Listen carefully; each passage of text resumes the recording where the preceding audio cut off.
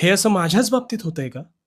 सगळं काही नीट होतंय असं वाटत असताना मध्येच पुन्हा रुळावर आलेली गाडी ही डगमगते आणि निराशेच्या कोशात पुन्हा प्रवेश का होतो?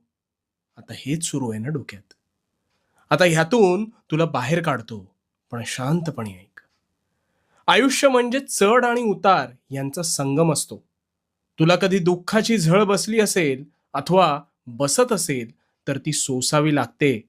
कारण त्यानंतर मिळणारं समाधान हे शब्दात मांडता येत नाही. दुःख हे तुला अनेक गोष्टी शिकवते. तुला कणखर आणि संयमी बनवते.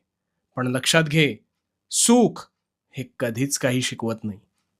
ते दुःखानंतर बहरणारं इंद्रधनुष्यच असतं. आता इंद्रधनुष्य नेहमी दिसतं का आपल्याला? नाही ना. आणि दिसलं असतं तर त्याचं अप्रूप राहिलं असतं का? तसंच